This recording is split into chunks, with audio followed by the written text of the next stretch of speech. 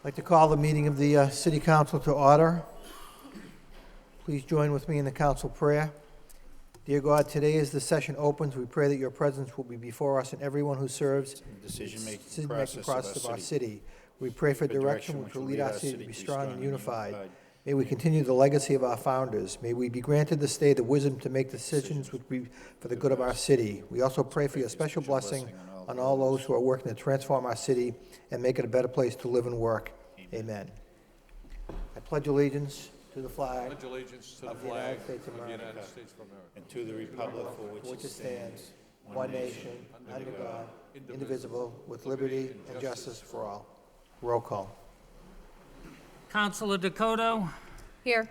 Councilor Elliott. Here. Councilor Martin. Here. Councilor Mendonça. Here. Councilor Mercia. Here. Mayor Milanazzo. Here. Councilor Murphy. Here. Councilor Broderick. Here. Councilor Caulfield. Here. 9 present. Thank you, and good evening. The chair recognizes Councilor Rita Mercia.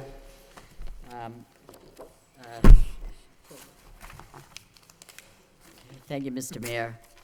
I'd like to offer a moment of silence in Docking Chamber for Florette Colbert, a longtime resident of the Pawtucketville section of the city. She was the widow of the late Francis Colbert, who died in 2005, with whom she celebrated 60 years of marriage. She was a graduate of Middlesex Community College with high honors and received her BA in elementary education and art from the Lowell State Teachers College. She taught many years in the Lowell Public Schools and Drake High School before retiring. Mrs. Colbert also wrote and published 2 books for the Lowell Special Education Department. She also wrote and published the 75th anniversary book for St. Rita's Shrine and several children's books. Mrs. Colbert was the co-owner of the Colbert's Variety and Gift Store on University Avenue, as well as a Belvedere florist in Lowell. Mrs. Colbert was a communicant of St. Rita's Shrine. Being a devout Catholic, she was never caught a day without her rosaries and daily prayer.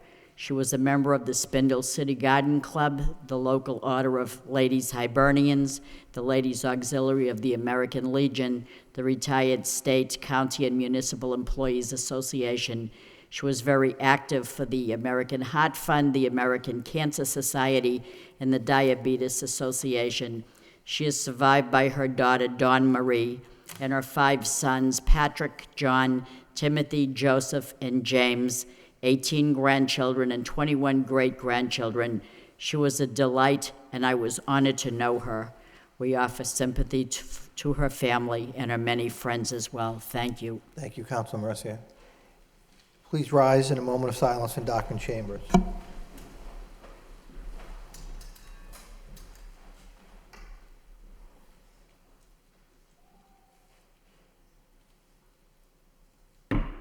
Thank you. May she rest in peace.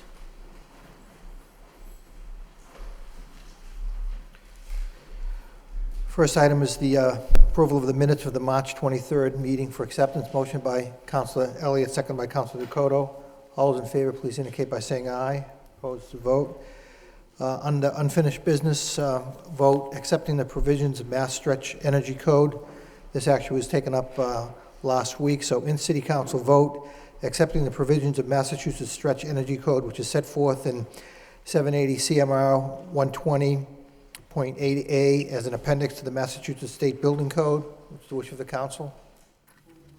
Move approval by Councilor Caulfield, second by Councilor Elliott. Any other discussion? Roll call. Councilor Dakota. Yes. Councilor Elliott. Yes. Councilor Martin. Yes. Councilor Mendonça. Yes. Councilor Mercia. Yes. Mayor Milanazzo. Yes. Councilor Murphy. Yes. Councilor Broderick. Yes. Councilor Caulfield. Yes. 9 yeas. Thank you.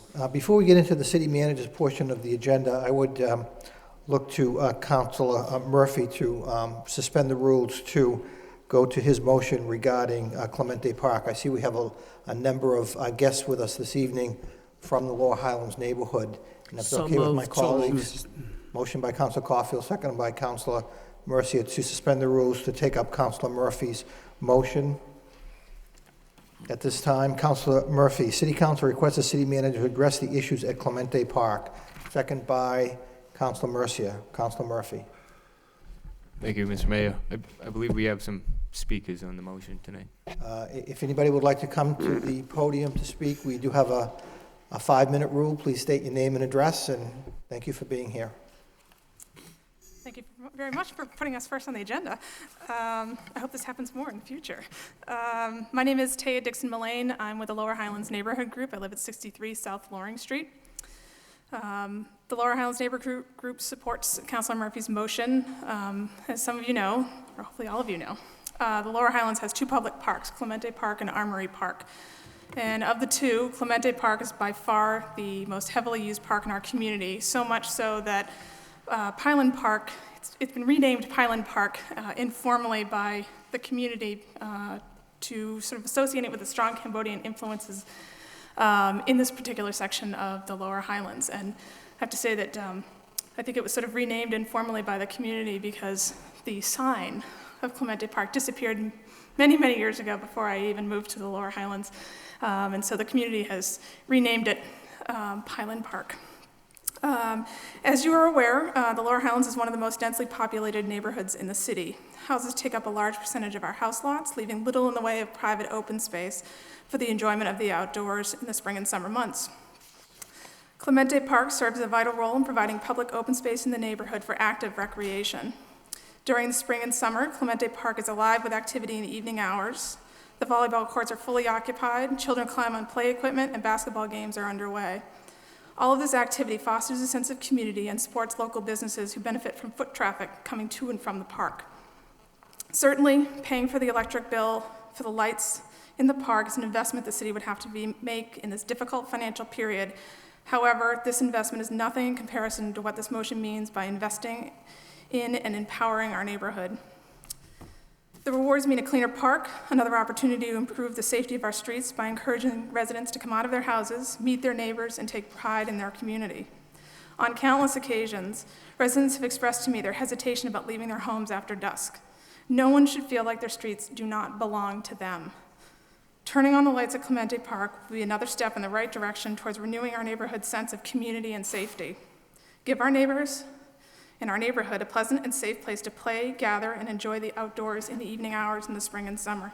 And I strongly encourage you to support this motion. Thank you. Thank you. Anyone else wishing to? Good evening.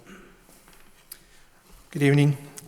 My name is Cecilio Hernandez. I'm pastor of Iglesia Cristiana Ebenezer in the Highlands section of Lowell.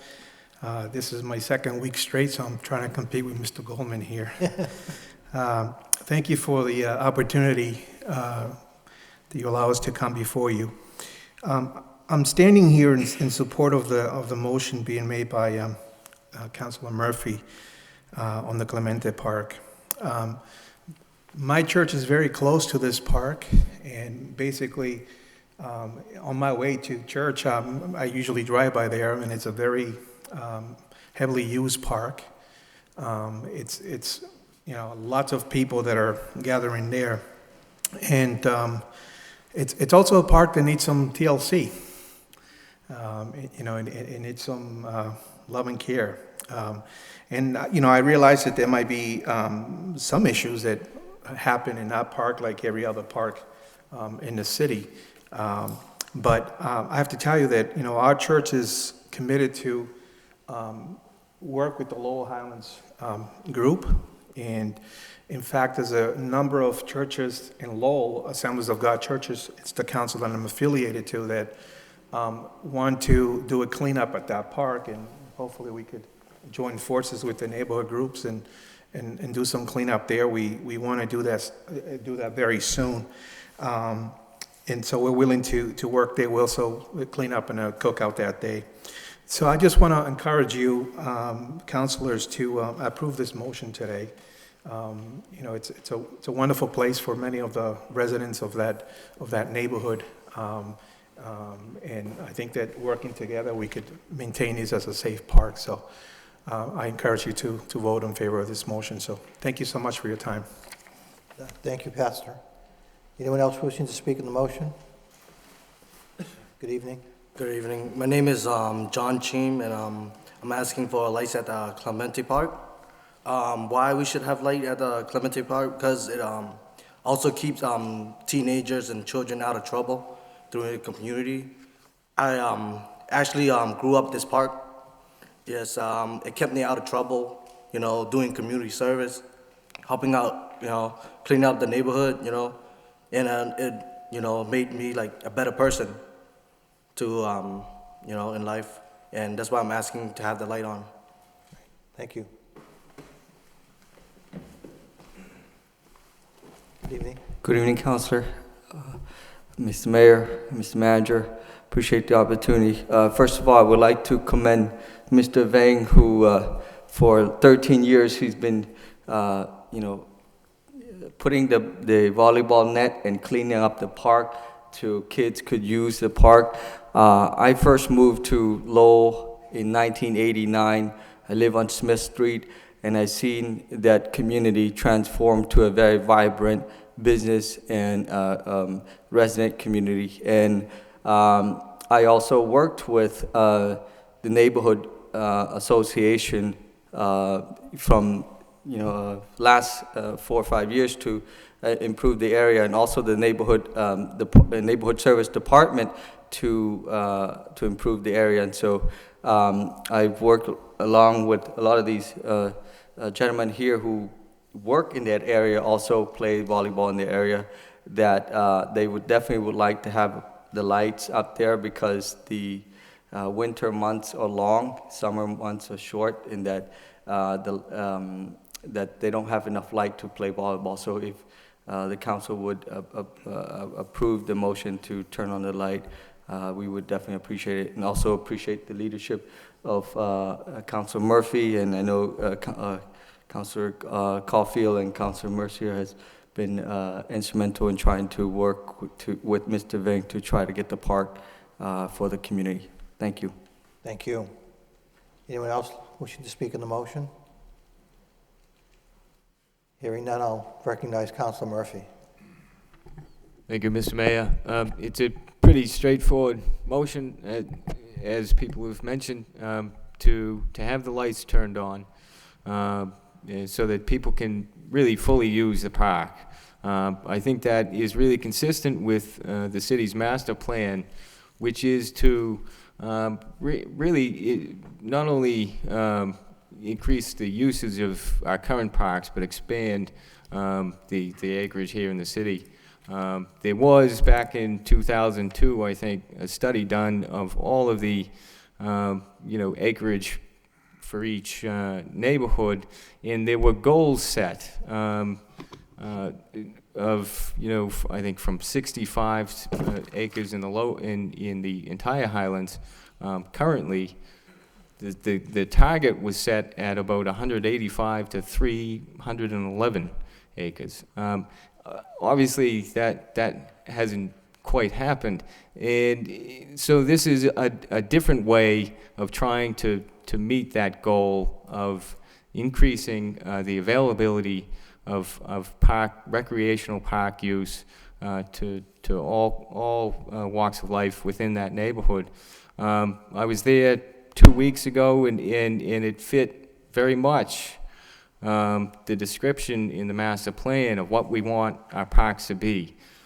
Multi-generational, and not just because my old man was there, but there were several different, over 100 people there, of people from 2 years old all the way up till his age. And so it is an important step. It's not to say that the work ends there, because there are other issues, not only with the park, but with the neighborhood itself. But it's a starting point, and I hope the councilors will approve the motion. Thank you. Councilor Caulfield and Councilor Mercier. Thank you, Mr. Mayor. First of all, Clementi Park was named after Roberto Clemente, the outstanding right fielder for the Pittsburgh Pirates, who was killed in an airplane crash bringing food, I believe, to his country to help the poor. That's why it was named after Roberto Clemente. because he was a great athlete and a great human being. I attended a meeting Saturday morning with many residents of the Lowell Highlands. Councilor Mercier was there, and Councilor Murphy, and members of the Lowell Highlands organization. And Mr. Manager, your initiative for the Lowell Highlands is $350,000. Is part of that initiative part of the Clementi Park revitalization? It is. It is. It includes a number of, there are several issues out there with Clementi Park. There are some drainage issues that need to be remedied, and wastewater is working on the plans to address that. There's an upgrade to the park area that will spruce it up. As the pastor said, it needs some tender loving care, quite a bit of tender loving care, and we need to upgrade that. But that is part of that. The lights were not part of that, although I agree completely with the motion that it would make it more usable and would be an improvement for that area. I do know that the police had some issues several years back with regard to the lights, and that's why they were turned off. The police chief has communicated to me that he would like to weigh in some way. But the other issue is that Commissioner Bellegarde has advised me that it's not a simple matter of just flipping the switch. There are issues out there with regards to the lights that need to be addressed. So I've instructed him to get me a full report on what needs to be done and the costs associated with that, so that we can find exactly what it would entail and the funding source for that. Right. First of all, I want to applaud the Southeast Asian community for utilizing the park and having tremendous volleyball games. And I always hoped and wished that we could get a team together from the council to get on and give them a great game of volleyball. So maybe that could happen.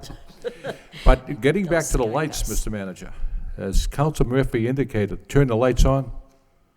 There are no lights. There are no lights. There is no wire. There's nothing there. And it's not a case of just turning the lights on. How expensive is it going to be? And could that cost come out of that $350,000, that the initiative for the Lowell Highlands? But at the meeting Saturday, I expressed the Lowell Highlands is similar to Hamilton Canal. The Jackson, Appletree, Middlesex Street, it's been ignored too long. Mm-hmm.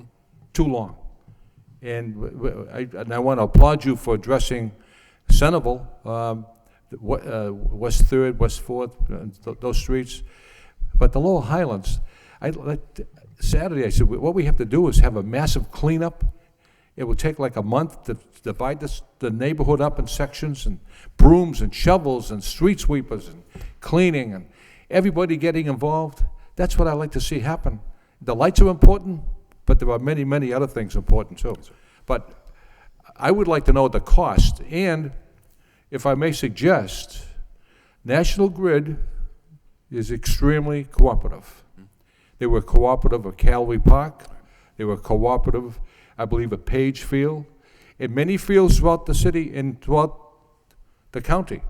If we could initiate a partnership with National Grid, have them install new poles, probably donate the wire, and ask them for the lights as well. And maybe then we could turn a switch on at a very low cost. But I think that's the avenue we should go, and try to do it effectively and efficiently as possible. Thank you. Thank you, Councilor. Councilor Mercier? Thank you, Mr. Mayor. I don't know why we're talking about age here, but I can go back more years than Mr. Murphy and behind me, because I remember when it was Washington Park. It was Washington Park, and that was my neighborhood for 32 years. And there wasn't much activity at that time. And then Washington Park became a softball field, and there was some sort of lights there. And then when it was refurbished to be Clementi Park, there still wasn't too much activity except a little softball game here and there. Then it became, well, it's still Clementi Park, but you should see the crowd that's there. And I remember the police department having mentoring, and different police officers would play basketball with the children in the neighborhood. And through funding, there's no more of that, but it is quite an activity that takes place there, so much so that they have picnics over there, and they're cooking and barbecuing and everything else, and it's becoming quite a wonderful place to be. And it's like, gee, not everybody can go to the beach in the summer, so that you just welcome it as you see and go by and see the activity there. So to say that there should be lights there, you are right, Mr. Manager, because when they refurbished it and got rid of the softball field and they were, doing the groundwork over, the wiring underneath was just severed and there's no lights there at all. But there are physical lights, and perhaps it could be one day when we can turn them on, because we're wondering, where would the money come from? You can make a motion, but the motion equals money. So having said that, it's very nice to know that it's the second manages Neighborhood Improvement Initiative Program that funnels money through CDBG, Community Development Block Grant funding, to the tune of $350,000 equals your motion getting completed, neighbors being happy, let there be light, and it will happen. So I'm pretty happy that this is the second program that's going to take place, and rightfully so, as Councilor Caulfield said. It somehow has been neglected over the years, and I'm happy to know that it will. I hope that we can spread a little bit of that money, because we don't want to see kids out in the street or getting to do the idle hands as the devil's workshop. I like to see some improvements as well to Armory Park, perhaps. I know that the equipment for the playground is, probably we could add some more, because I see that is generating more people, more children there as well. So I like to see the parks. I know we've lost funding over the years, but perhaps we could spread it out. Because I'm remembering when we wanted to say a skateboard park, and we had $75,000, and we could have utilized that money and put it in one spot, but instead we split it up 3 ways and did 3 parks instead of 1. So I wish we could save a little bit of that money for Armory Park with another certain part of that neighborhood to add a little bit more equipment for the kids. Thank you. Mr. Manager? I agree, Councilor. The issue is with the $350,000. That's not all the money we spend. I mean, we spend beyond that. In Centerville, we pull together a variety of different sources of funding. The goal here is, it isn't just a, we're trying to make an impact on the neighborhood by doing a number of different, or addressing a number of different aspects. Road resurfacing. We're doing McPherson Park over in Centerville. Done some economic development work over in Centerville. There's a number of different other aspects to this that we're trying to address.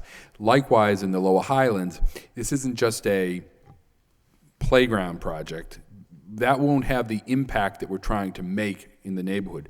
But at the same time, we're not just limiting ourselves to the $350,000. We're working with, National Grid, and we'll look at other Chapter 90 money that we have for street work. We'll look at other resources that may be available. But at the end of the day, we're trying to do do some playground improvements, do some street improvements and the like, to really have an impact. But we'll come back to the council with what the cost element is certainly to any allocation of resources beyond what we have available. Thank you, Mr. Manager. And I agree with what you're saying. I know it isn't limited strictly to playgrounds, but I know that when you go by a neighborhood, as any neighborhood, in a car, you don't see it as well as if you walked around a neighborhood. So if you had the neighborhood group go around through a walkthrough, and you could point out the code violations and the things that the city services could address to make it a better area. That's all I'm saying as well. Thank you. Thank you. Councilman Mendonça? Yes, I'm glad that we may be able to address some of these issues, and I'll support the motion, but I would like it to come back to the council at some point with the scope of exactly what the issues are and what it is that we can do and how much is it going to cost, not just an open-ended carte blanche. And I think I certainly see lots of people there. It's being utilized by our residents. I'd like to see some improvements at that park. It's just a matter of what we can afford to at least get maybe the lights working and whatever improvements we can to the grounds. But I suspect there's issues outside the park as well in the neighborhood.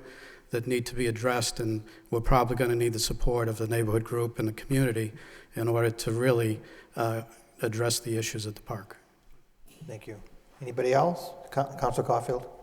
Just lastly, Mr. Mayor, Saturday, Mr. Manager, I brought up the issue that we could take a walkthrough, and you couldn't do it in one night, but take out a couple of evenings and walk through the neighborhood and just jot down a laundry list and have some health and code inspectors with us, members of the Lower Highlands organization.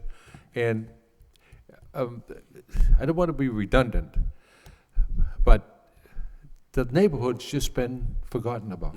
And I'm not blaming anyone. It's just the way of life. And it's, you know, it has to stop. And if you drive down Westford Street, you go by Armory Park, as Councilor Mercy indicated, but you have to go down Nichols Street and Queen Street. And some of those streets, Mr. Manager, I can take you down and I can show you some things that, you know, it shouldn't be.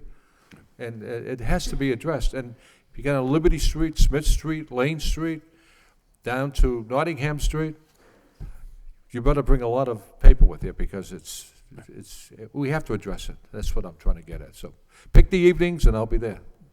Councilor Broderick? Thank you, Mr. Mayor. I think it's a good motion. It's great to see the neighborhood come forward. And I have the similar concerns as everybody else in terms of, I think it's a great idea. We have to find out what we can afford, where we can get the funding, who we can get to contribute. But the neighborhood response seems to be pretty tremendous here, and I know what other sections have done is had the groups get together, and I know the council in the past has participated and tried to generate some private support in terms of a fundraising event, and with the weather turning, maybe a church event or with the pastor or something may be helpful in terms of coming up with some private funds to help match whatever city funds and donate. It'd probably be a lot easier to go out and maybe get some other donations and from National Grid and whatever if we're also raising some private funds. So that's by way of a suggestion, and I'm sure that through the mayor's office, we can get some participation as well with many of the councilors and maybe do something to help raise awareness, number one, but also some money to go towards this effort, because it's likely that it's going to be, it's going to be fairly expensive or an expense that we weren't planning on, and if we can get the report in terms of where the resources would be shifted from in the costs and all that as well, that would be nice. Thank you. Thank you. Manager Lynch? Mr. Mayor, the only, I'll just to address Councilor Caulfield's, I agree completely that there is a number of code issues out there and building issues that we need to, and that's all part of this neighborhood effort. And again, and to echo you, I do think this is a neighborhood that is in need of attention, and which is why it rose to the top in terms of neighborhoods under the initiative program that we kicked off last year following Centerville. We wanted to get the MIT study completed. We have some great ideas that came out of that. Certainly the park was part of that, and I think the motion here tonight to do something with the lights feeds in well with that. And so we're developing that comprehensive plan, and certainly we'll come back to the council, as Councilman Donser has asked to give an update on that, but we will have all of that. Thank you. Any further discussion on the motion? Councilor Murphy? Thank you.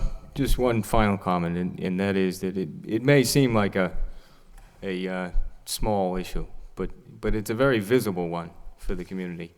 And when it's left unaddressed, there is a perception that if we can't solve a problem of lights, how can we tackle the more intractable problems of access to affordable housing and to economic opportunity?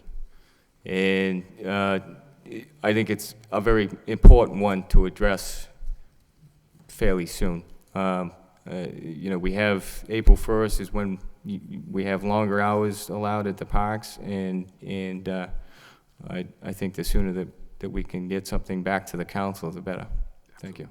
Thank you. All those in favor of the motion, please signify by saying aye. Opposed? It's a vote. Thank you. Thank you all for being here. Thank you for caring about your neighborhood. Certainly appreciate it very, very much.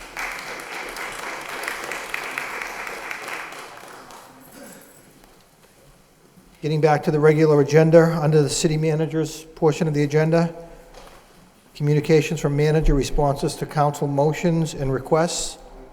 Mr. Anybody Mayor, have, Councilor Caulfield? I want to thank the manager, thank Henry Marchand, T.J. McCarthy, and the residents on Hadley Street, Pratt Avenue, and Laurier Street. They filled those dumpsters, not because it was spring cleaning. It was because of the flooding that they received, and they wanted me to convey their thanks, and rightfully so. Thank you. Thank you. Councilor Martin? Thank you, Mr. Mayor. There was a report in the packet in response to a motion I made about an update on the review, the financial review that we received from the Department of Revenue shortly after Manager Lynch took office. And it's considerable progress been made. I mean, there were 20-some-odd recommendations from the Department of Revenue, except for maybe one or two instances. Those recommendations have either been fully implemented or have been addressed in some way, or partially implemented with continuing improvement being made. So I thought it was, obviously, I think all of us at the time, it was important to get an outside look at the financial condition of the city. There were some sort of, I don't want to say internal control issues, but just better management practices in a number of areas. And I think, too bad, I know Mr. Moses isn't here tonight, but he's borne the bulk of the responsibility for implementing most of this. And I think it was critically needed at this time. I mean, we need really to have, a handle on our finances and every last dollar being spoken for. And so I just want to thank the manager for the update and the good work that's gone into improving the financial operation of the city over the last couple of years. Thank you. Manager Lynch? Let me thank Councilor Martin for asking for the report and for the kind words. And Mr. Moses is out dealing with flooding issues of his own, so he had to go. He couldn't be here tonight. But I also want to recognize the work that the city auditor has done. Certainly, she has been very helpful as we've tried to straighten out a number of the issues that were identified. And I want to thank Councilor Martin for the words regarding the efforts that we've made. Thank you. Anybody else? Councilor Murphy?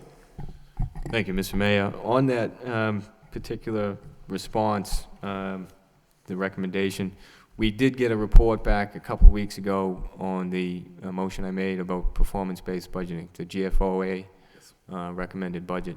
But I don't believe that we referred that at that time to the Finance Subcommittee, which I think we had planned to. I mean, It was not referred to the Finance Subcommittee? I don't recall. I'm not sure if it did, but I think the intent was to take it up at some point. okay. But the procedure is rightfully so, Council Mercy, to refer it over. Right. I'll make a motion that we refer it over. Okay, motion by Councilor Elliott, second by Councilor Murphy to refer the report on performance-based budgeting to the Finance Subcommittee. Any further discussion? All those in favor, please indicate by saying aye. Opposed, to vote. Mr. Manager. There are, to Councilor Martin's motion in the report that we provided, there are a couple of updates that would probably make sense within that report as well that we could take up at that time as well, particularly as it relates to some issues that we continue to work with on the Treasurer's Office. So I'd be happy to address those at that time as well, if Councilor Martin. Okay. I refer that report as well, then. Right. Sure. No, I think that's a very good idea. Okay, so both will go to the Finance Subcommittee. Okay. Okay. If I may, I was going to bring this up. There is a joint subcommittee between this. I think all members of the school committee are going to attend, but that meeting has been set up for next Tuesday At 5 o'clock. at 5 o'clock, around 5:30. That should give us ample time to have a discussion. So if time does permit, we can take up some, or those two items probably will require a separate meeting. Okay. Councilor Broderick? On a separate issue? Yes. We have a response here, and I know there was a photo handed out on a repair to the sidewalk in the vicinity of Butman and Andover Street. and a note from Assistant Manager McCarthy. The sidewalk was repaired, but it appears that some people are parking on it. And I don't know if this is a request for direction from us to have them look at it further, or if it's just a note. So I'm not sure if we need to take action on this, but obviously, if it's being driven on by vehicles, it's not going to, maybe that was part of the problem that we had to replace it. So I don't know if we need to refer that to you, Mr. Manager, or if it's taken care of. We will be following up on Okay. that. Okay, thank you. Thank you for bringing that up. Anything else under communications? Councilor Elliott? Mr. Manager, I just got this email tonight, otherwise I would have forwarded to you, but there's been another illegal dumping down on Carmine Street. Apparently, there's 6 television or tubes, picture tubes, and there's a pile that continues to grow. Someone must have found a location to dump. Might be I also know there's been some dumping on Knickerbocker's, back of the Knickerbocker Club. Excuse me. So I'll forward you the email tomorrow, but I guess it brings up a larger question. I know we discussed this in the past of, is there a plan to have a drop-off for some of these things? I did speak to Mr. McCarthy. I know that monitors are accepted on the hazardous waste day as part of hazardous waste, but maybe we can get an update at some point. I believe we gave the council an update on some of that issues back in October, but we'll get you a refreshed update. I guess on that. the spring is coming, and maybe we're all sensitive to this new system, and as you said in the past, maybe it's been happening, but with this new system, I'm just concerned that, and maybe the floodgates won't open. Hopefully they won't. I know that we can't afford much, but look forward to that report. Thank you.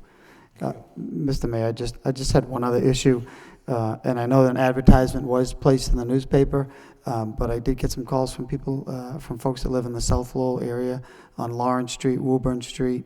They're laying pipes to do water pipe improvements.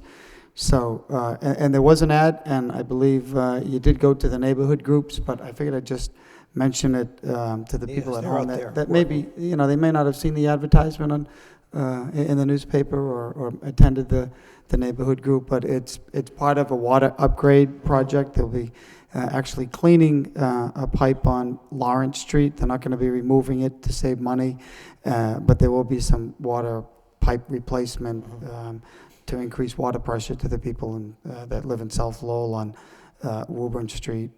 So I just thought I'd mention that. I don't know if you have anything more to add, Mr. Manager, on that, but Okay. that was it. Thank you. Councilor Murphy? Thank you, Mr. Mayor. I had a couple more items. Through you, Mr. Mayor, to the manager. On the solid waste response, looking through that, the tickets seem to be all grouped together by date in neighborhood when you look at where the streets are, the Highlands, Centerville. But it suggests that we're just capturing a small sample of what could be a much larger one throughout the city. And so that raised the question for me, whether or not we need to look at some changes in how the ticketing procedures are taking place, whether there could be some support. I don't know whether there's any union issues within that department, but whether we could have some intern support there to just be doing the simple data entry rather than, it seems that just one person is doing all these inspections. And if, somebody here at City Hall could be doing all the entry while the other is out, actually making the tickets. We have one solid waste inspector that we focus entirely upon this, and that's who's out doing that. But the long-term goal that we have is to cross-train a number of people to participate in that process and take a more active role in the ticketing of violations. So it is something that we're familiar with and we are working at. Thank you. Thank you. Anything else? Yeah, sorry. That's okay. There was a response to the request for data on the best retail practices program, and I saw that Mr. Bakey was here. If we could ask him through you, Mr. Mayor, the initial numbers that we received a few weeks ago in the update suggested 150 people, businesses had participated, and this report suggests 92. I didn't know whether there was just a difference in, you know, not being able to pin down which neighborhood some of these businesses were coming from, or what the discrepancy was there. Mr. Bakey? Good evening, councilors. To be completely honest with you, I'm not sure exactly which discrepancy you're referring to, but what I do know is that the numbers of businesses that participate in the first part of the program, which is an open presentation, discussion of different practices that may be valuable to a broad range of businesses, most of the participants we managed to get to sign in and get sufficient information to document what neighborhood they're from, but there are others who attend those sessions that we count in terms of a head count, but we don't get information from them because they don't sign in. So we can't assign them to a particular neighborhood as was requested here. It is certainly possible that that is a contributing factor to that discrepancy, but I can't be certain that that's the only issue there. Okay.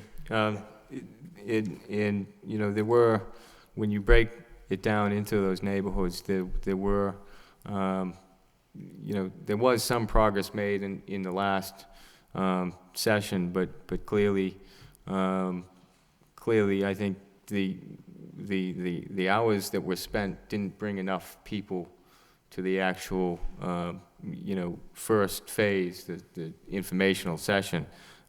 So whatever we could do to look at ways of improving upon that, so that people know about the program and are able to participate in it.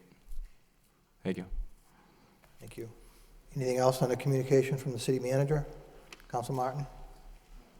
Thank you, Mr. Mayor. This is the report from the water department we got about meter replacement project being funded in part through a state revolving fund and the American Recovery and Reinvestment Act. And somebody asked me this week if any of our ongoing work to separate the sewer system is being funded through the American Recovery and Reinvestment Act or stimulus money. It's not quite reactive to this, but it's similar issue. I mean, so we have received some federal funds for the water department. Do we have any for the? I know we undertook the work in advance of the act being passed, but is any of that work eligible? The CSO work in particular is not, but the plant improvement work that's being done by wastewater, that's all part of the overall, you know, capital improvement program, is being funded through, in part through the ARA program. Yes, a very good sizable chunk of that. Okay, good. All right, thank you. Thank you. Councilor Elliott? Just along those lines of Council Martin's question, the water construction projects, is it 20% that have been forgiven through the state revolving fund on our construction projects? I thought it was up to 20%. I'd have to check on that, Councilor, to get you an exact number on that. I think the auditor may be able to weigh in. It's 20%, but only on certain pieces of it. Certain pieces of those. Right. Still, you know, anything they're forgiving on a loan through is helpful. So I'd just be curious to see exactly what those projects are. Was it those projects that were already shovel ready that we're eligible for? Oh, okay. I believe so, yes. Right. Okay, thank you. Thank you. Any other discussion? Hearing none. Motion by Councilor Dakota, second by Councilor Caulfield to accept the communications placed on file. Please indicate by saying aye. Opposed? To vote. Next item on the agenda is reappointment of Nathan Moore to Conservation Commission. There's actually no vote required by the City Council, so accept the communication placed on file by Councilor Martin, second by Councilor Mercia. All those in favor, please indicate by saying aye. Opposed? To vote. Thank you. Next item, vote. In City Council vote, authorizing the city manager acting through the Historic Board to apply for, accept, and expend a grant in the amount of $31,500 from the Massachusetts Historical Commission FY11 Survey and Planning Grant Program for staff support for the Historic Board.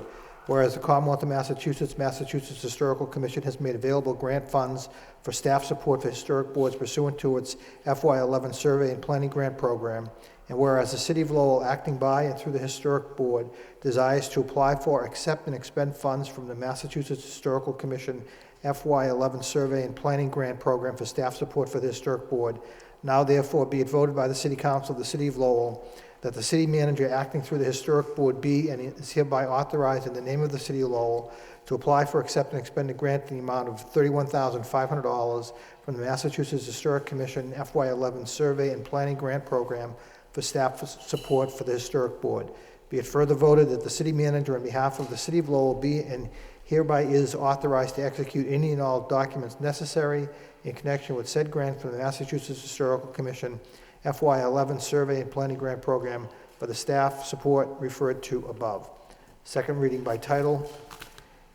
In City Council vote, authorizing the city manager acting through the Historic Board to apply for, accept, and expend a grant in the amount of $31,500 from the Massachusetts Historical Commission FY11 Survey and Planning Grant Program for the staff support for the Historic Board. Move approved by Councilor Caulfield, seconded by Councilor Mercia. Any further discussion? Roll call. Councilor Dakota? Yes. Councilor Elliott? Yes. Councilor Martin? Yes. Councilor Mendonça? Yes. Councilor Mercia? Yes. Mayor Milonazo? Yes. Councilor Murphy? Yes. Councilor Broderick? Yes. Councilor Caulfield? 9 yeas. Thank you. Next item on the agenda, vote. In City Council vote, authorizing the city manager on behalf of the City of Lowell to notify the owners of a certain property that a public hearing will be held pursuant to Massachusetts General Laws, Chapter 139. Whereas the City Council of the City of Lowell desires to hold a public hearing for the purpose of determining if certain properties located in said city are a nuisance to the neighborhood or dangerous, and to determine what disposition, if any, may be prescribed. Now therefore, be it voted by the City Council of the City of Lowell as follows, that the owners of the properties be notified that a public hearing will be held by the City Council under the provisions of Massachusetts General Laws, Chapter 139, Section 1, on April 27th, 2010, at 7 p.m. in the City Council chambers of City Hall, 520 to 524 Central Street, 127 Humphrey Street, 51 Nottingham Street. The purpose of the hearing is to determine if the buildings, structures, or parcels of land involved are a nuisance to the neighborhood or dangerous, and what disposition, order, or regulation shall be prescribed by the Lowell City Council, if any. Second reading by title, or just refer to a public hearing for April 27th. So moved. So moved by Councilor Martin, seconded by Councilor Mendonça. All those in favor of referring to a public hearing signify by saying aye. Opposed to vote. Public hearing, April 27th. We now have a loan order. In City Council, loan order, energy improvement bonds to borrow $21 million to pay cost of making energy efficiency improvements to various city buildings as called for in the city's energy services and energy savings guarantee agreements with Amoresco Incorporated, and for the payment of any other costs incidental and related thereto. It is ordered by the City Council of the City of Lowell by a 2/3 vote as follows. Ordered that the sum of $21 million is appropriated to pay the costs of making energy conservation improvements to various city buildings as called for in the city's energy services and energy services agreement with Amoresco Incorporated, and for the payment of any costs incidental and related thereto, that to meet this appropriation, the treasurer, with the approval of the city manager, is hereby authorized to borrow $21 million and issue bonds or notes, therefore, under general law, Chapter 44, or any other enabling authority that the city manager is authorized to contract for and expend any federal or state aid available for the projects, that the city manager is authorized to take any action necessary to carry out the projects, and that the treasurer is authorized to file an application with the Municipal Finance Oversight Board to qualify any and all of the bonds under General Law, Chapter 44A, and to provide such information and execute such documents as such board may require for these purposes. Any bonds or notes issued pursuant to this order may be issued as Build America bonds, Recovery Zone Economic Development bonds, Clean Renewable Energy bonds, or on any other similar basis that the city manager shall determine to be in the best interest of the city. further ordered that in lieu of the issuance of bonds or notes of the city to finance energy conservation improvements described above, the city manager is authorized to execute and deliver one or more municipal lease purchase agreements to provide funding of the cost of making such energy efficiency improvements, and in connection therewith, the city manager is also authorized to execute and deliver any and all related documents and agreements that, in his view, are necessary to accomplish the purpose of this order. Order recommended and introduced by Bernard F. Lynch, city manager. This gets referred to a public hearing, April 20th. Further public hearing by, you have a question? Yes. Why don't we get a motion to refer to public hearing by Councilor Elliott, seconded by Councilor Broderick. Councilor Mercia. Thank you, Mr. Mayor. Through you to the city manager. I know this is going for a public hearing on April 6th, and I was... April 20th. April what? 20th. Oh, April 20th. But I'm concerned as to, are we retiring any bonds that you know of? If we could, before this public hearing comes through, if we could have some information on how many, do we have any retiring bonds this year or in the past that we didn't realize? And are we close to retiring future bonds? Because I know it's a lot of money, and what is the life of this one? Is this like 7 or 8 years over the course of, I know there's so many things that have to be done to improve energy efficiency in schools and public buildings and things like that. I understand that.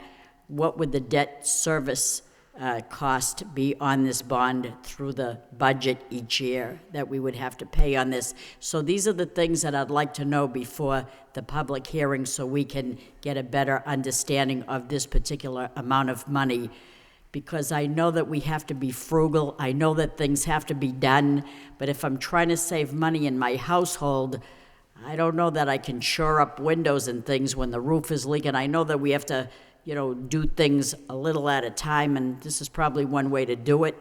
But I wanted you, Mr. Manager, to justify to me why I should support it. I know we need energy improvements and things that will save money, but I need to know, I need to be sold on this, and I need to know that through what are we retiring, what's going to retire. I know that, and it sounds strange, but in order to keep up our bond rating, we have to apply for a certain amount of bonds, and I need you to convince me to support this. I make a decision one way or another. Thank you. Councilor Mendonça, then Councilor Murphy, then Councilor Broderick, Councilor Coffin.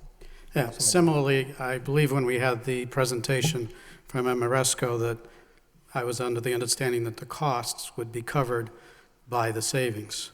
And if that's the case, that somehow this gets covered by the savings, I'm fully in support of it. But like Councilor Mercer, I would like to have that information for the public hearing. Thank you. Councilor Murphy, then Councilor Broderick. Thank you. Mr. Mayor, I have some information I requested from the manager back in the fall that is much more detailed and goes through all the different projects, has payback periods and you know, how much we're spending on each project and when we recoup that, that I think might be helpful for the rest of the council, because it you know, includes the financial assumptions behind it, the 3% energy rise and the 5% interest rate, which I think is very conservative, actually. But to give a better idea, I think, of how the risk is distributed through that contract, I think would be helpful as well. Okay. Thank you. Thank you. Councilor Broderick, then Councilor Caulfield. Thank you, Mr. Mayor. I'm assuming this is a loan order that is following the vote we already took to enter into a contract with Amoresco to do this work. So I don't know. I supported that with the understanding that it was going to be paid for with our savings, and I look forward to the report showing how that is actually going to come to fruition. But I think we have to remember that we are under contract on a vote earlier that to do this work, and not only does it make sense, but we do have a contract as well. So I think I look forward to the information. I know you gave a lengthy PowerPoint presentation, and the gentleman from Amoresco were here and gave us a lot of information as well. We probably need a refresher on that and any other information you may have. But I think we need to go forward with this, so I look forward to the information. Thank you. Thank you. Council Caulfield. Thank you, Mr. Mayor. Mr. Manager, we have to get into the 21st century. Some of these buildings were built in the early 19th century. And could there or would there be either a federal rebate or a rebate from National Grid if we conserve energy and move forward to save money? Is there going to be a rebate on that? Mr. Manager? Well, perhaps I should, Councilor Broderick actually hit upon, Councilor Murphy and Councilman Johnson did as well. This is all part of the Amoresco project. This is the performance contracting project that we did give a lengthy presentation, and we're prepared to come in and to give that presentation again, or a shorter version of that. The way that this works, will there be rebates? Yes, there will be rebates to go towards this. And there will be, there's the potential for some grant money as well that will all benefit the city. But the way that this works, and we can certainly give the information regarding a debt that goes off the books this year, but that really isn't relevant to the situation with this project, because you may recall that the way that this project works is Amoresco comes in and they essentially take over our energy improvements and energy costs for us. Not entirely our energy costs, but the savings that are made in energy pay for these bonds. They guarantee that. So there's no exposure to the city here with regards to the $21 million. There's a debt schedule for that $21 million that we can manage and control, and we'll have a full presentation on that on the 20th. But just for the public out there, as well as the council members, that the deal that we have, or the contract that we have entered into with Amoresco, provides that they do the work and they pay the bills for this construction projects, and that they are paid for by the reduction in our energy costs. So there's no exposure to the city into this program. And that's it's a program that's been very successful, and the MBTA has done this, a number of communities have done it, state agencies have done it as well. Council Caulfield still has the floor. Thank you. I visited the Riley School in 2008 when I was the mayor, and they had no heat, and children were going on with sweaters and mittens, and the teachers were freezing, and it was an awful situation. Mm-hmm. And while I was there, was actually Council Alan Kazanjian and I took a tour of the school. And the custodian, who was just a great guy, he showed us it's not plexiglass, but some form of plexiglass windows. Mm-hmm. And you could feel the cold coming right through those windows. And those windows are going to be replaced according to your sheet here. I'd have to look, if it says that. Some of the windows will not be replaced, but the Riley will be. Yeah. Okay. And some of the windows that aren't going to be replaced, Mr. Manager, I'm a little disappointed. So am I. City Hall. Why can't we include City Hall? Because the Amoresco won't fund that one for us, because the payback on these windows is so poor, because they're so expensive to replace that they wouldn't. That's one that they couldn't justify doing. But eventually, we have to bite the bullet. Absolutely. Some of these windows are going to end up on Merrimack Street or in front of the steps coming into City Hall. They're disgraceful. I agree with you, but Amoresco won't do those for us.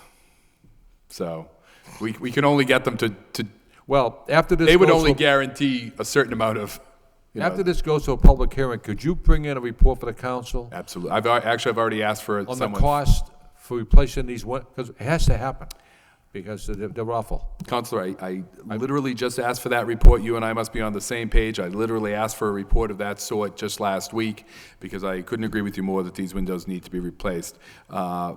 Energy, less for energy, although clearly there's energy savings there, but more for the appearance of the building. Yeah, even if we do like one floor at a time, and get that floor done and move to the next, Thanks. That's all I have to say. Thank you.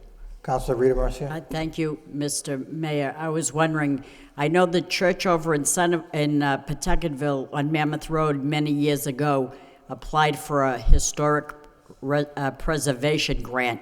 Do we not have such a thing anymore? No money in the historic preservation grant? There isn't as much anymore. The State Mass Historic Commission. Right.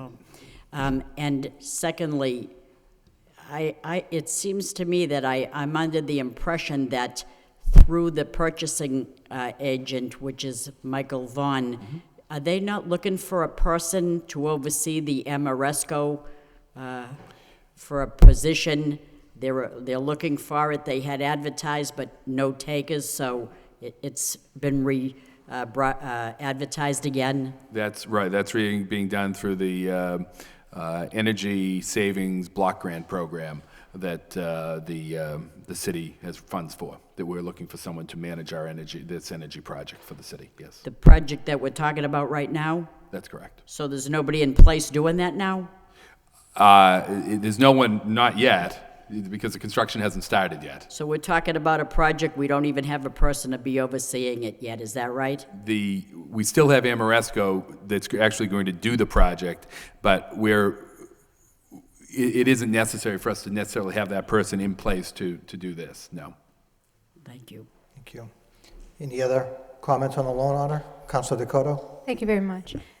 This was a compelling presentation, and I might know the answer to this, but I'm going to ask anyway. Do the standards of this proposal meet the stretch code requirements that we voted on tonight? I would say yes, but I'll double check that for you, Okay. Councilor. Okay. Good Thank question. you. Thank you.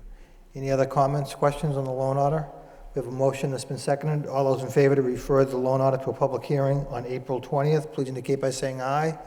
Opposed to vote. Thank you. Under reports, subcommittee reports. Councilor Elliott, Flood Subcommittee. Very briefly, Mr. Mayor, the Flood Subcommittee met this evening to get an update, or to update residents from the Clay Pit Brook area as well as the Beaver Brook area relative to a motion filed by the city against Boot and L Hydro. This past Friday, the city was in federal court seeking preliminary injunctive relief to have the flashboards taken down to allow additional water to flow past the Pawtucket Dam. Excuse me. Naturally, no decision was made. The judge during the hearing requested additional information from the city attorney, Eric Slagle, who did an admirable job. There were people from the neighborhoods there at the subcommittee meeting. City Solicitor O'Connor gave an update as to where that lawsuit is and the additional information that was sought by the federal judge. Second item taken up by the subcommittee was the barrier that was placed at the last flood, or the last storm, if you will. Residents from the Beaver Brook area were concerned with the location and the impact that it was going to have on their homes. We had a representative from Senator Kerry's office, Ashley O'Neill, come before the subcommittee to let us know of funding opportunities for construction, if you will, but the manager updated the council as to what is required before we can apply, that being a study and survey being conducted by the Corps of Engineers, which was recommended following the flood of 06 and 07. The catch there is the funding, naturally, for the study, which has to be done by the Army Corps of Engineers. I think the manager estimated approximately $200,000, something along those lines. I know you have to go revisit that study, but that's the impediment that we're faced with in order to provide additional flood walls in that area. But we are going to meet again in 2 weeks to go over any updates. Manager's going to contact Senator Brown as well to let him know of our concern and our plight to alleviate flood concerns or flood problems in that area. lastly, we didn't get to, Council Caulfield had a concern that he brought up briefly before the close of the meeting relative to a culvert on Princeton Boulevard that was clogged and needs to be repaired. So, Council Caulfield, why don't I turn it over to you, yield the floor over to you, and you can speak to that issue. But it's a report of progress, Mr. Mayor and members of the council, as to flood issues. Let me just go back to one other issue before I forget. There is, because the president did declare Massachusetts a state of emergency, there is FEMA money and MEMA money, which is a Massachusetts Emergency Management Agency for individuals and businesses. Unfortunately, Mr. Manager, this particular project on the Beaver Brook side is not eligible for that right now. Is that right? Right. This the money that Ashley O'Neill spoke of for that because of the declaration of emergency deals with flood damage costs. So if someone has a particular damage to their home or business as a result of the floods, they're qualified for that. But she did raise the hazard mitigation money, which we are pursuing after we're able to get the Corps of Engineers to come up with a study, which you've already described. Great. Thank you. Thank you very much. With that, again, I'll turn it over to Council Caulfield. And I think it was a good meeting. Thank you, Mr. Manager, for your update. I know some neighbors are not happy, but I think the manager was very deliberate in what the city does do. It's part of our emergency operation plan. We try to save every home that we possibly can. We're going to work to try to save the 5 remaining homes that are in that flood area that are affected by the installation of this of the berm. So, thank you, Council Caulfield. Yes. Thank you, Council Elliott. Thank you, Mr. Mayor, and I want to thank the chairman and the subcommittee, Councilor Murphy, Councilor Rita Mercier, for convening the meeting. It was, I think, very important to the residents. And the flooding issue, I don't think anyone's ever seen so much rain in such a short period of time with so many people being flooded throughout the state of Massachusetts, New England. And as the manager indicated, Governor Patrick has declared a state of emergency, and hopefully President Obama can bring in some federal funds here. I don't know, Mr. Manager, if that's possible, but that's really not the gist of my case here. The last flood we had in my neighborhood alone, there were 15 homes that were severely flooded, and I received a call from Princeton Properties. They had 5 apartments. The people had to be evacuated. They were flooded as well. There were 7 families evacuated, 1 on Princeton Boulevard, at least 6 on Pratt Avenue. The fire department did an excellent job evacuating them. And the people are worried and concerned that it's going to happen again. So Sunday afternoon, I went down to the culvert with my neighbor, and we looked at the culvert. Mr. Manager, there was a trickle of water running through that culvert. It was clogged. You couldn't get any more logs or anything else against that culvert. And what resulted is, what's clogging that culvert is the beavers. We have beavers up in that brook building dams, and the dam breaks away, it floats down, goes right into the culvert. So we spent an hour and a half cleaning that culvert out, and we removed a log that had to weigh 300 pounds because it was just water soaked and so forth. But just to make a long story short, had Mass Highway enacted some sort of preventative maintenance, we wouldn't have been flooded at all. And what happened when Princeton Boulevard was impassable from Baldwin Street to Hadley Street?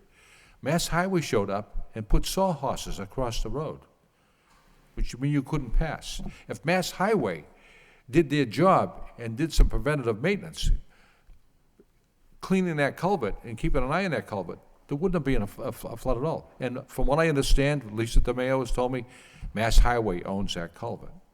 Well, Mr. Kelly, who cleaned the culvert for years, he lives on Acadia Street. He can't do it any longer because the man is getting up in age and he has a bad back. He's probably saved that neighborhood for years, and sometimes you don't really pay attention. And he doesn't do it any longer. There is a pile of debris on the right hand of that culvert. It's been sitting there for a year and a half.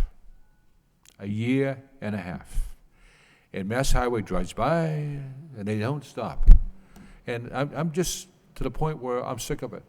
And I'm going to request, I can bring in a formal motion, Mr. Manager, or I can just request it here to have the Army Corps of Engineers come in and do a survey and a study of Black Brook and what should be done to correct it. The culvert on Princeton Boulevard, nobody from MIT would admit to engineering it. It's ridiculous. Someone installed an old iron grate that's preventing the trees and logs going down into the culvert, but it's ridiculous. So my neighbors are up to here. They just want to stop to it. And when we removed the debris from that culvert Sunday, this is hard to believe. We moved that debris and that water started flowing. That brook went down about a foot within hours. It just went down because there was something holding it back. And the culvert on Weber Street was the same thing. It's just built out of stone years ago, and it did the job. Well, it doesn't do the job anymore. So in that whole neighborhood, I'd just like to see something happen.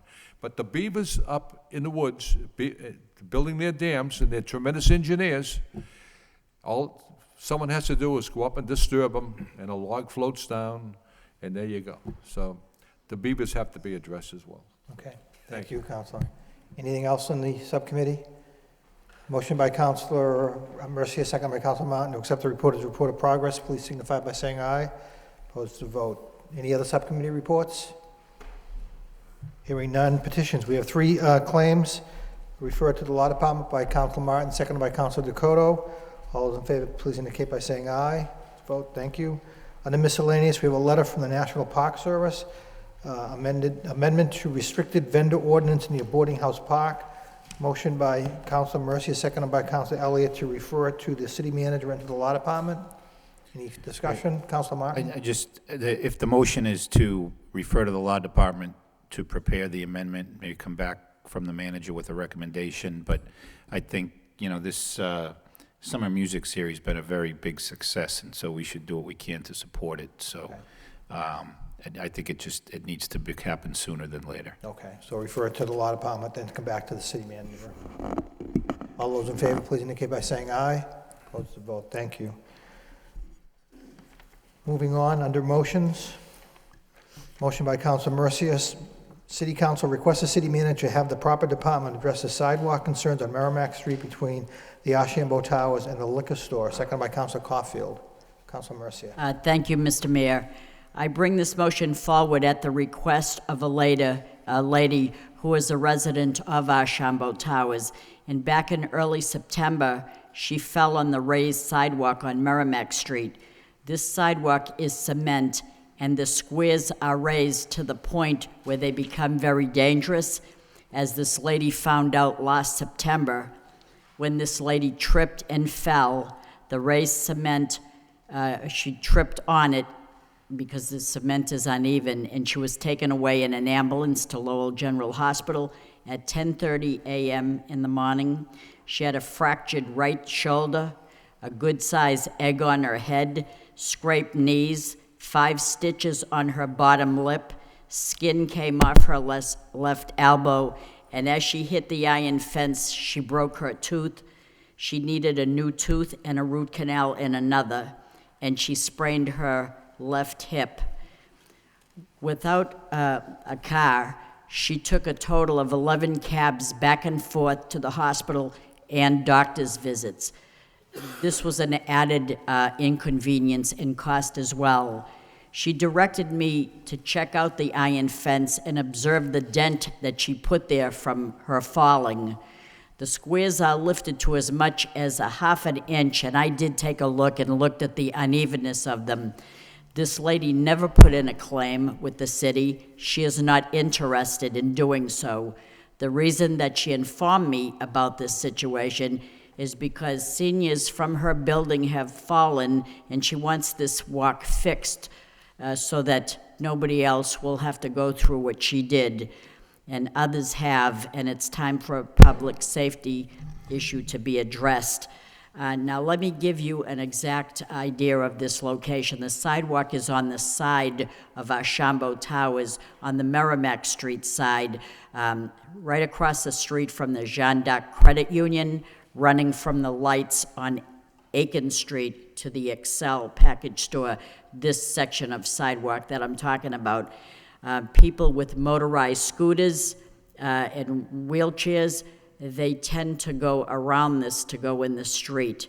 And I don't want anyone killed doing so. So this is a very important stretchway of sidewalk that has been cause for much aggravation and hurt for people. And so I know that we're talking about money again here, but I don't want the city to be sued, and I'm making you aware of a danger. This is a dangerous, dangerous situation, and I'm just bringing this up on her behalf so that others don't have to go through what she did, because others have gone through it.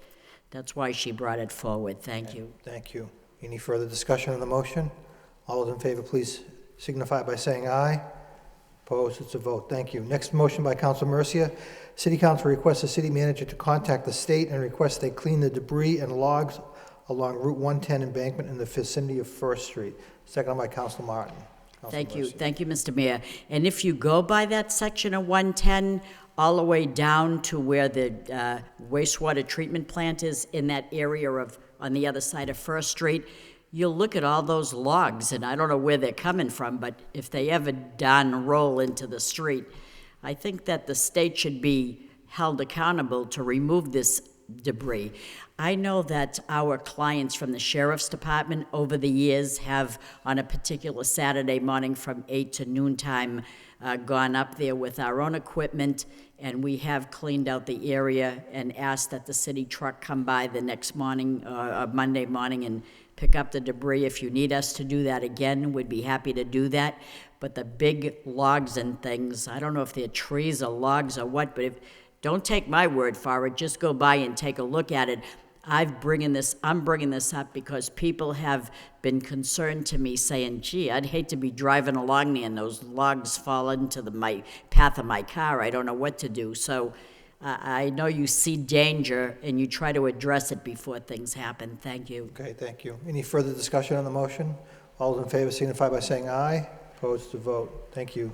Next motion by Councilor Elliott. City Council requests the city manager to report on the fiscal 2011 assessment for the regional vocational school. Second by Councilor Mendonça.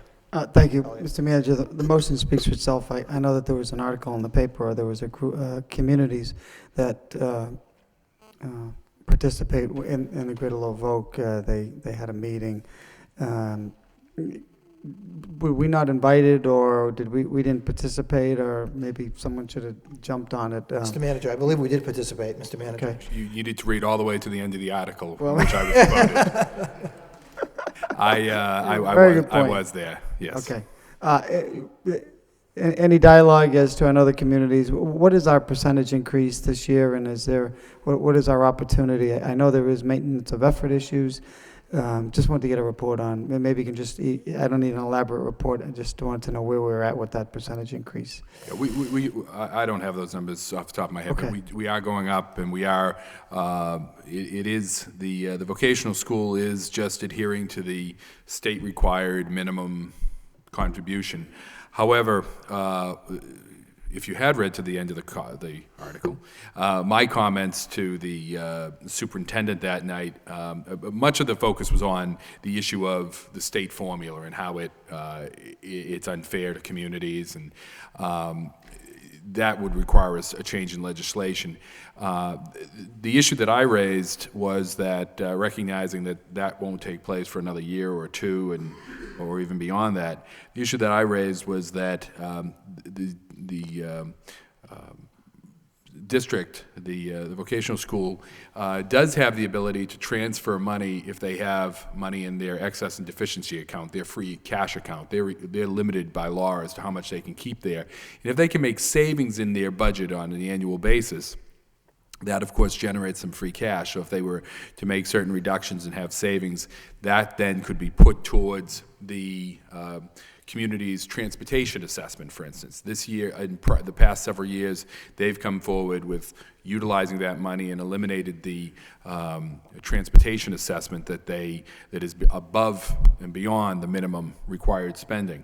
If they were to do the same thing this year, they could reduce the amount of increase in assessment going to each of the communities. So I asked Superintendent Casson to go back, try to sharpen his pencil, and try to make that possible. That was exactly my point, Mr. Manager. They have that excess and deficiency account, right. And when there is a surplus, so that's great. You've answered my question. I don't need a full report. I just looking to save some money, as I'm sure you are, and I will have to read the end of all of the articles from now on. But thank you, appreciate it. Thank you. I thought I should have been placed at the lead of the article myself. Well, in hindsight, I'm sure Jen's thinking the same thing. All those in favor of the motion, please signify by saying aye. Opposed? It's a vote. I would actually like to be recorded as present. Next motion by Councilor Elliott, request that the City Council discuss the establishment of a 3-member Board of Examiners to provide oversight of the Inspectional Services Department. Seconded by Councilor Dakota. Councilor Elliott.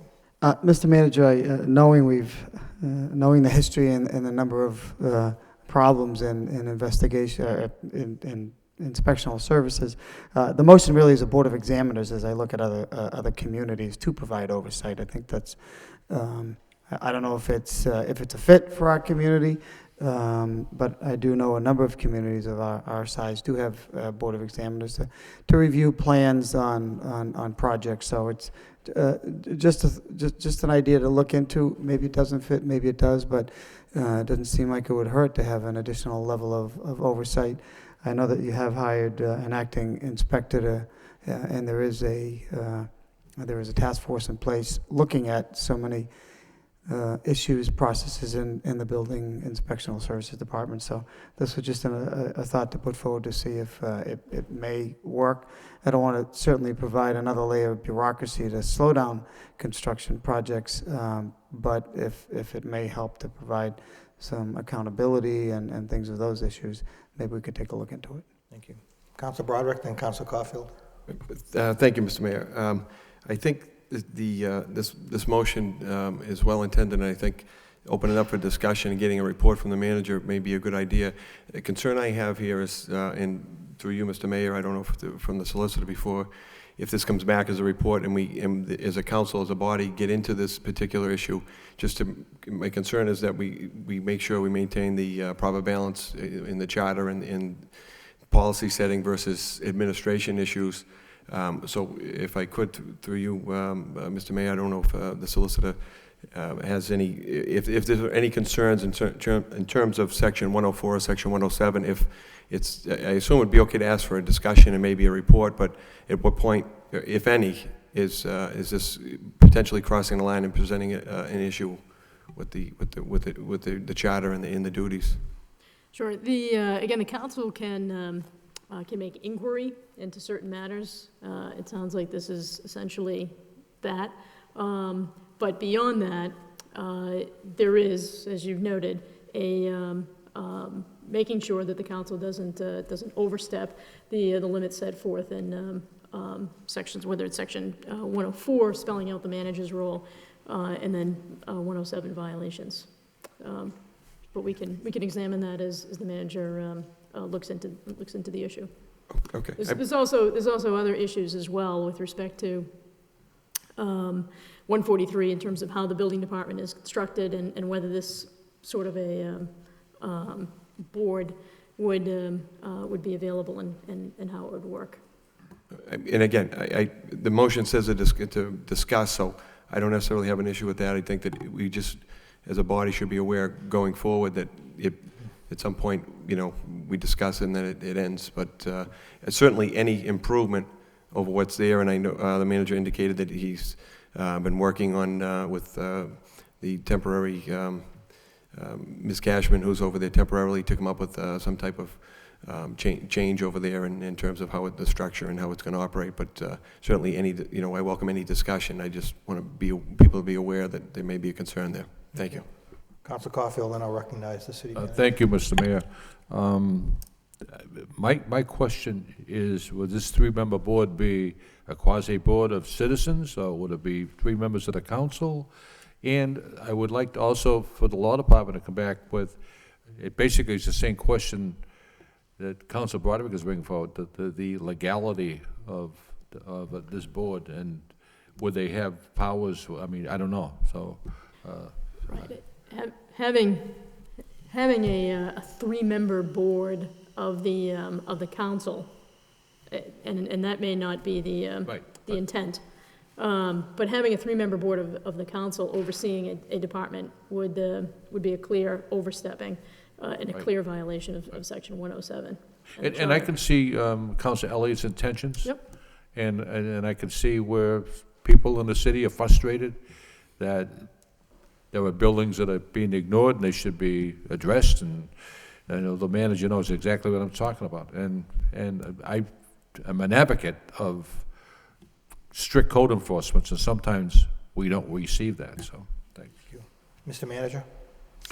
If I may, Mr. Mayor, in response to the motion, I'm not aware of the communities that have a board of examiners, so I'd be happy to.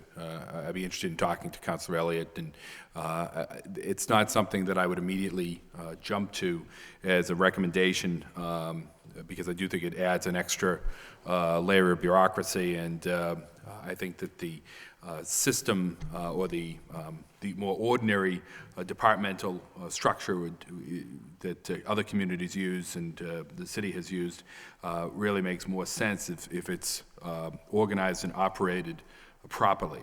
And what I've handed out here tonight, again, not knowing exactly what the intent of this motion was, I pulled this or I had this document that, interestingly enough, Ms. Cashman, our interim director of inspectional services, had assembled for me, or was in the process of assembling for me, in response to or as a follow-up to a meeting we had just last week of the task force of staff that's working on this issue of looking at how we can improve our inspectional services department. That gives you some sense of what she has found in the 8 weeks that she has been in place within the Office of Inspectional Services. And I think what you'll see is, and I must admit that this is something that I believe has long been overdue, and I'm disappointed that we didn't get this type of review of our operation earlier. But I think it speaks to the value of bringing Ms. Cashman on a couple of months ago to really get into the operation of this department and looking at our inspectional services overall. We've had some very positive meetings with the group that has been assembling, obviously Ms. Cashman, Mr. Marchand, Mr. Moses, the solicitor, Mr. Bakey, as well as our Chief Information Officer, to look at the inspectional services functions and how well we're doing.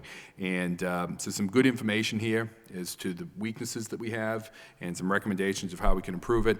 In the end, what really needs to come and will be the final phase of this is a restructuring of our inspectional services office. And I know that's what some of the concern that Mr. Elliott had, and I know it's certainly a concern that Councilor Mendonça had with a motion that he filed a couple of months ago. And I think this brings us well down that road, and I'm hoping within the next couple of weeks, 2 to 3 weeks, we'll have a reorganization plan for you that addresses a lot of these details and really hits at making that function much more efficient, much more effective, and restores the integrity of that office. And I can attest to you right now that certainly the integrity of that office has, in my opinion, has really been put back in place with Ms. Cashman over the last couple of months.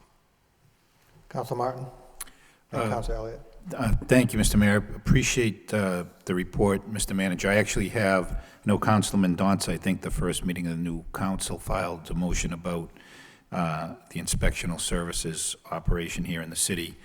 You issued a report about a month later outlining some changes, telling us Ms. Cashman had been brought on, and then the conclusion was, I anticipate this is a report of progress and anticipate further reports over the next several months. And so here, I guess we have it. So I appreciate the effort that's gone into this, and we'll look forward to reviewing it and reserve comment for later date. But that was exactly what I was going to ask. Where do we stand with this, and when can we anticipate some recommendations? So thank you for that. Thank you.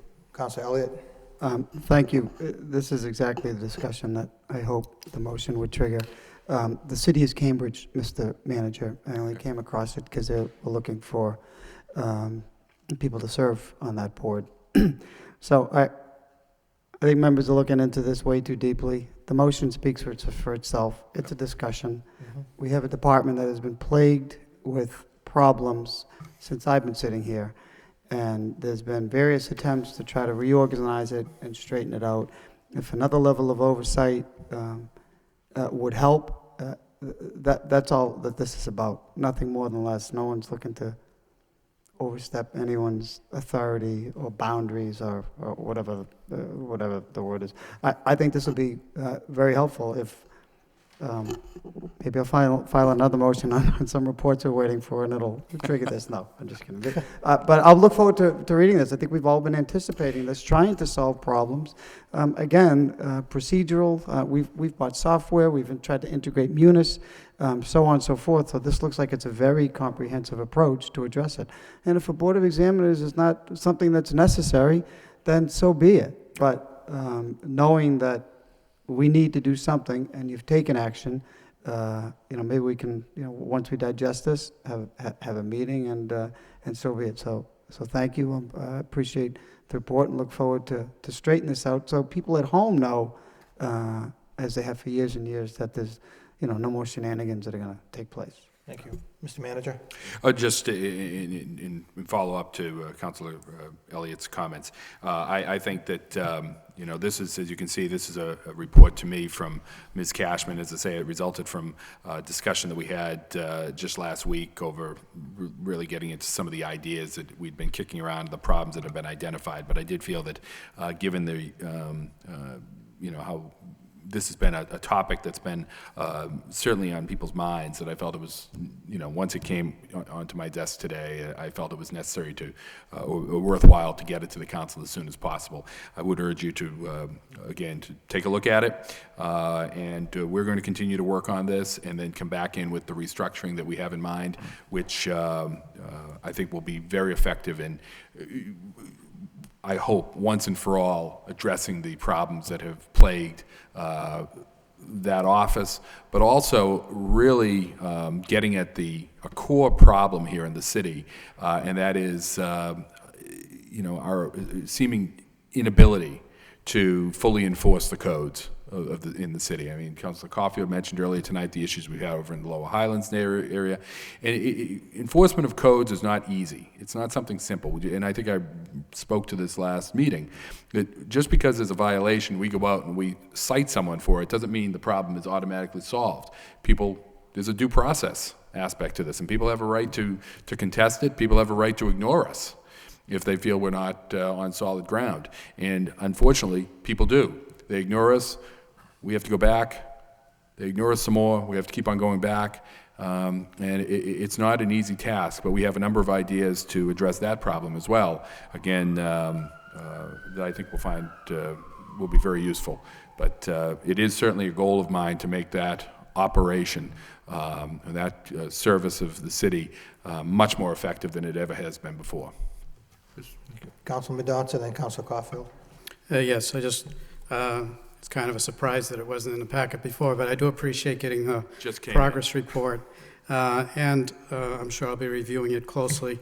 I do also note that in the second paragraph, it says that there'll be a final report in the coming weeks. So we can expect something soon that'll give the final recommendations for what we need to do to get the inspectional services back on its feet and start getting it as functional as can be.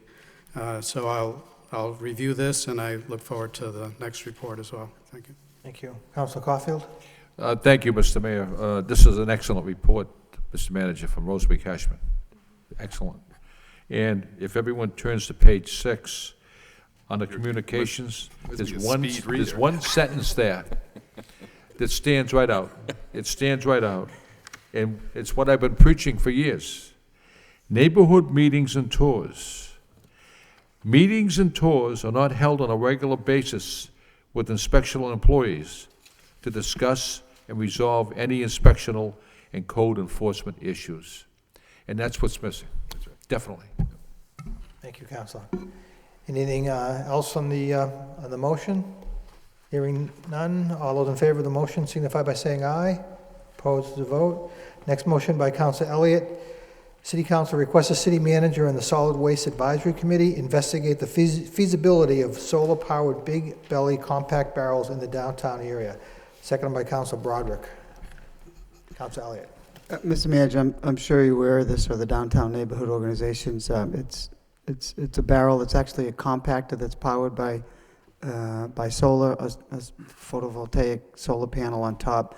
It reduces the number of times you have to go downtown and pick them up. I don't know if block grant money will be eligible. I know we usually set money aside for downtown improvements, so it's just something to look into as we look at scaling back, I don't know, public works individuals. So it's I've seen it. It's kind of a big thing down in Boston now, and it seems to be working. I'm not sure if it'll be a good fit for the city, but just something to look in as we try to get a handle on the trash downtown. Okay. Thank you. Mr. Manager? Just in response, we actually have 2 of them in place right now. Oh, we do? In the downtown. Where are they? One on Merrimack Street and one on Market Street. Okay. And that's okay. And they're very, they blend right in. They look like mailboxes. Okay. So, yes, you they know, do. Right. But it is, and we're talking to DCR about putting one on Shattuck Street as well, because they're going to be moving into the Mac building and rolling them out. They cost about $4,500. Right, so. right. I do know they're expensive. So Bill Martin mailed his tax return in it by mistake. I was thinking that too. that's good. I haven't been downtown in a while, so naturally I wouldn't have seen them. So the motion has been already answered. Thank you. Okay. Again, should we withdraw the motion, or do you want to, again, just for the record? No, there's already a couple downtown. There's no need for the down there. motion. So. Okay. All right. Thank you, Thank Councilor. you. The last motion of the evening by Councilor Murphy. City Council requests the city manager to report on the data and the calculations relative to the changes in the city's provision of health insurance plans. Seconded by Councilor Elliott. Councilor Murphy. Thank you, Mr. Mayor. I think the manager is providing an estimate of $3 to $5 million in savings if we move to the GIC, or the Group Insurance Commission, or drop the Master Medical. And so this is just a request for the calculations behind it. We did have a report several weeks ago, which would probably just involve the reorganization of some of that data.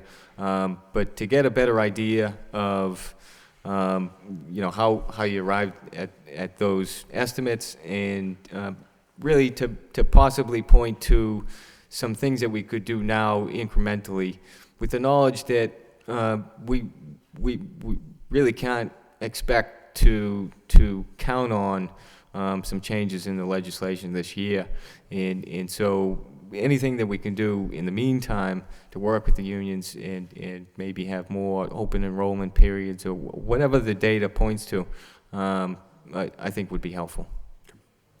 Thank you. Councilor Caulfield. Thank you, Mr. Mayor. I believe Senator Panagiotakis is going to file legislation to allow cities and towns to select their own insurance. I think he's doing it on behalf of Freddie Doyle. You know Freddie Doyle. I think the senator will make sure that legislation goes. Any other discussion on the motion? All those in favor signify by saying aye. Opposed to vote. I believe that concludes the meeting. What I'd like to do, though, on behalf of the council, is to wish a happy Passover for our Jewish residents, and a happy Easter coming up this weekend. So, again, I hope you all enjoy it. Thank you.